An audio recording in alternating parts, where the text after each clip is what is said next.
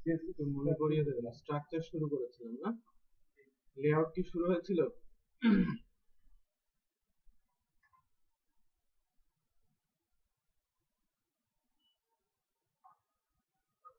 কতটুকু হয়েছে? সিএসএস শুরু হয়েছে, style, index, sign up, CSS practice. Okay, CSS এর কিছু ইস্যু আমরা প্র্যাকটিস করেছি, এখনো তেমন কিছু করা হয়নি। আচ্ছা, আমরা লেআউট কনসেপ্টে যাব, ছোট ছোট কিছু প্রপার্টি দেখাচ্ছিলাম, তাই না? স্টার্ট হচ্ছে মাত্র। আচ্ছা,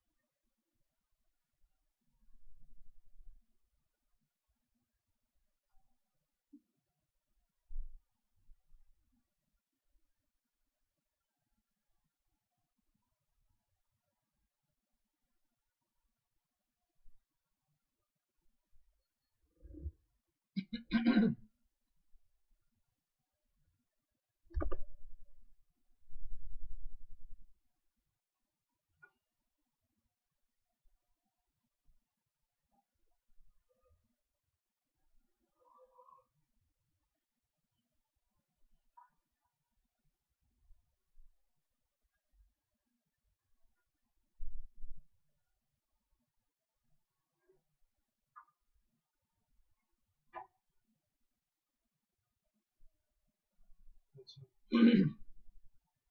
আমরা ছোট ছোট কিছু প্রপার্টি দেখছিলাম, এর মধ্যে দেখানো হয়েছে যে উইথ, হাইট, বর্ডার, তাই না? জাস্ট একটা সেল নিয়ে আমরা কাজ করেছি। যে ফোর সিএসএস স্টাইল সিএসএস এ যদি আমরা যাই, কতটুকু শিখেছি সেটা আমরা দেখতে পারবো। যে কিছু কমন ক্লাস লেখা শিখেছি, আর মার্ক ট্যাগ, বক্স, অনেকটা বক্স করে দেখাচ্ছিলাম। ট্যাগ রিলেটেড কিছু জেনারেল ক্লাস লিখে আমরা শিখেছিলাম। আচ্ছা, nice. So, আমরা একটা ফোল্ডার করে নিচ্ছি J5 এর মধ্যে CSS নামে। ওকে, CSS ফোল্ডারের মধ্যে আর একটা ফাইল নিয়ে নিচ্ছি, ক্যাসকেডিং স্টাইল শীট স্টাইল নামে নিচ্ছি প্রদত্ত। এখানে আমরা প্রাথমিকভাবে এখন যেটা শিখবো যে কিভাবে সেলগুলোকে পাশাপাশি বসানো যায়, তাই না? আমরা যখন বক্স গুলো করছি, এটা নিতে নিতে চলে আসবে, কিন্তু একটু চেক করবেন যে আমি যখন ক্লাস লিখছি, যে like box 1,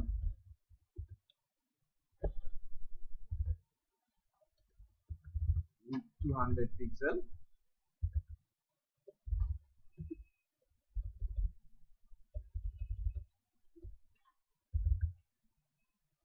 height 200 pixel,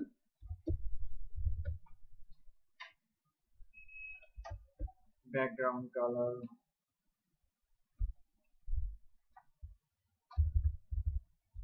green,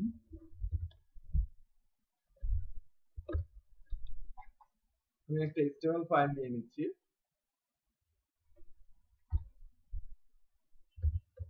like home,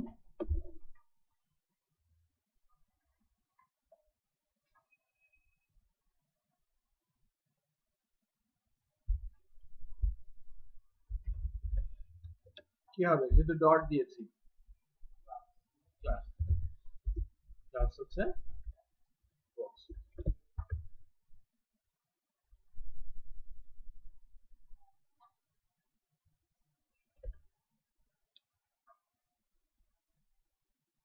output নেই, কারণটা কি? সিএসএস তো আমরা লিঙ্ক করি নাই,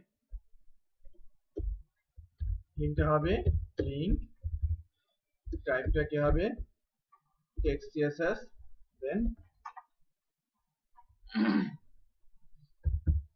রিলেশনটা কি স্টাইল শীট আর হাইপারলিংক রেফারেন্স সিএসএস এর মধ্যে আমাদের এই সিএসএস ফাইল, তাই না? তো আবার লিংক হয়েছে, চেক করি আমার বক্সটা পাচ্ছি, রাইট? আচ্ছা, আমরা আরো একটা বক্স তৈরি করি।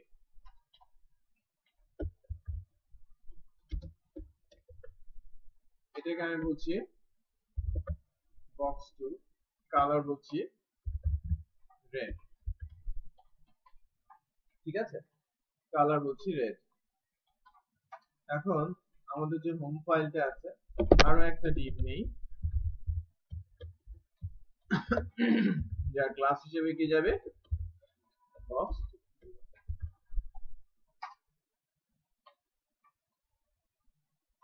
নিচে চলে আসে, রাইট?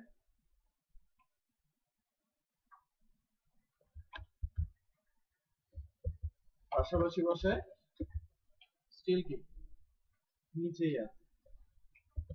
তো অ্যাকচুয়ালি ওই নিচে নিচে আসাটা নির্ভর করছে কার উপর, সিএসএস এর, এইচটিএমএল এর জন্য, হ্যাঁ? আর আমরা ট্যাগ ইউজ করছি ডিভ। তো এদেরকে পাশাপাশি নিতে হলে আমাদের ডিফারেন্ট প্রপার্টির হেল্প নিতে হবে, ওকে? আবার যখন আমরা লেআউট তৈরি করব কোন একটা ওয়েবসাইট, যে কোন একটা ওয়েবসাইট আমরা বানাতে চাচ্ছি,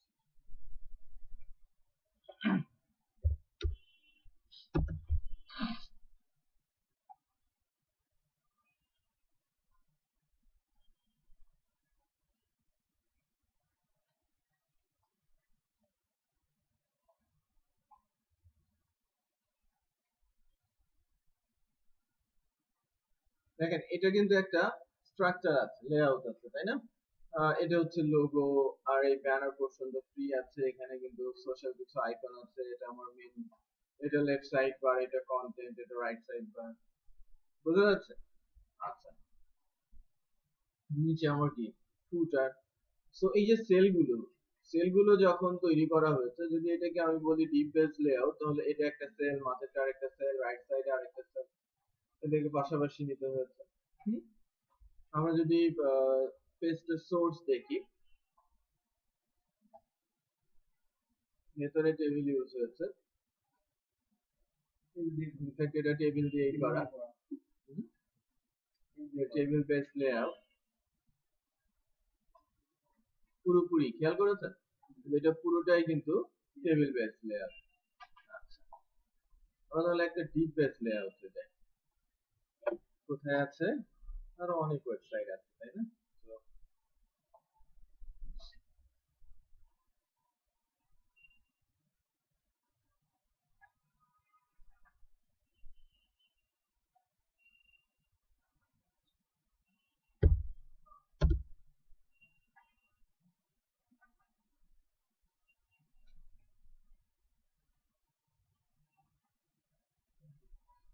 অনেক স্ক্রিপ্ট এখানে দেখা যাচ্ছে, জাভা স্ক্রিপ্ট ভর্তি, আর এইচটিএমএলটা হাইড করে রেখেছে, সিকিউর করে রেখেছে, পেজ কিন্তু বোঝার উপায় নেই, এটা সিকিউর করে ফেলেছে, এনক্রিপ্ট করে নিয়েছে।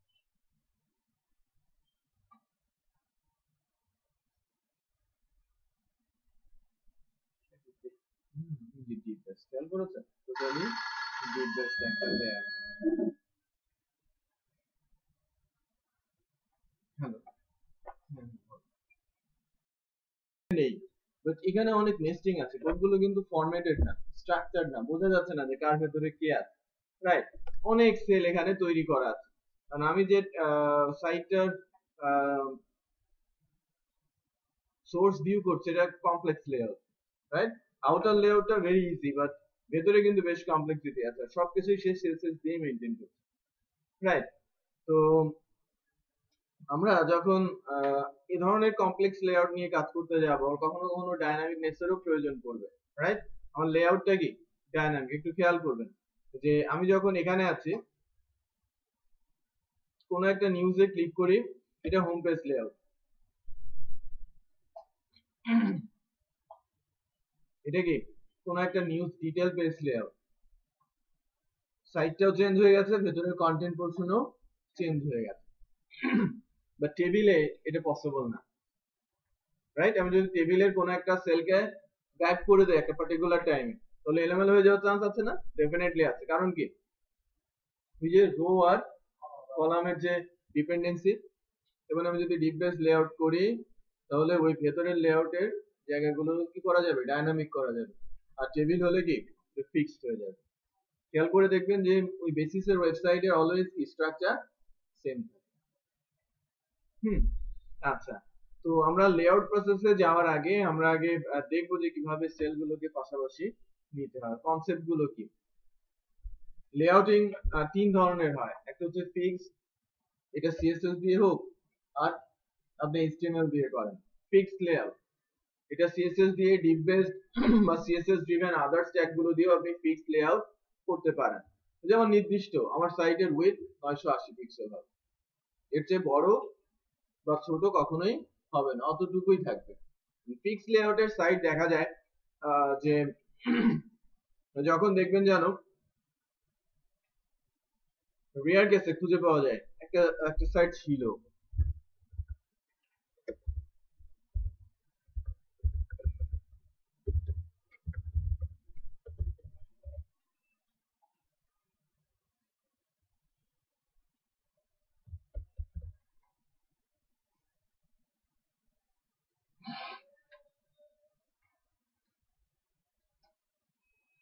সামারিন ব্লগ, এর একসময় ফিক্স ছিল, এখন জানি না, কারণ অনেক অবজেক্ট ইমেজ, একটু খেয়াল করে দেখবেন। হ্যাঁ, ডিফারেন্ট রেজুলেশনে এটা কিন্তু একদম নির্দিষ্ট থাকতো, ফিক্স থাকতো এবং লেফট অ্যালাইন দিয়েছিল, এখন সেন্টার অ্যালাইনে এসেছে। তো এগুলোকে আমি বলছি কিন্তু অবজেক্ট ইমেজ, কালারফুল ইমেজ না, একদম পিওর ইমেজ এখানে আছে। আমি যদি এটাকে ডিফারেন্ট রেজুলেশনে নিয়ে যাই, ওর স্ক্রিন রেজুলেশন যদি আমি বাড়াই কমাই, তখন কি অবস্থা হবে?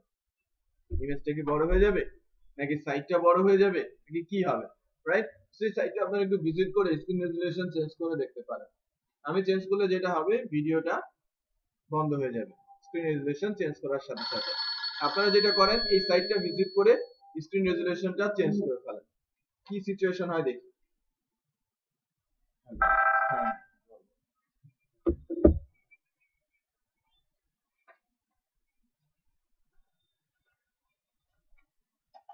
সেটা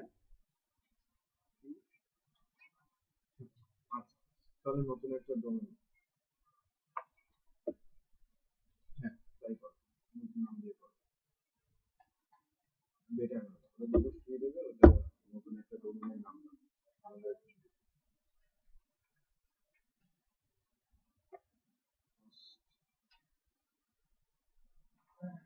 talmahost.com,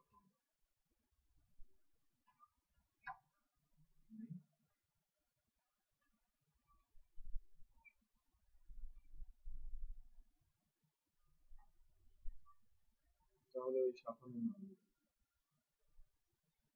ঠিক আছে, Steamhouse, ঠিক আছে, ওটা যদি পাও ওটা নিয়ে নিও। Steamhouse, Steamhouse।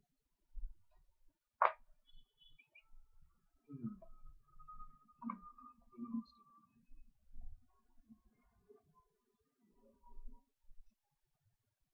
কি হচ্ছে, এটা কি ফিক্স থাকছে, লেফট রাইটের জায়গা বেড়ে যাচ্ছে, নাকি এই জায়গাটা ঠিক এই অনুযায়ী দেখাচ্ছে? আমরা করতে পেরেছি? আমি কিন্তু যা করতে বলেছি সেটা হচ্ছে যে আমার স্ক্রিন রেজুলেশন 1280 রাইট নাও। আমি যদি এখন এটাকে 1360 নিয়ে যাই, রাইট, তার মানে কি উইডথটা বেড়ে যাচ্ছে না, হাইটটা কিন্তু আগের অবস্থায় থাকছে। তো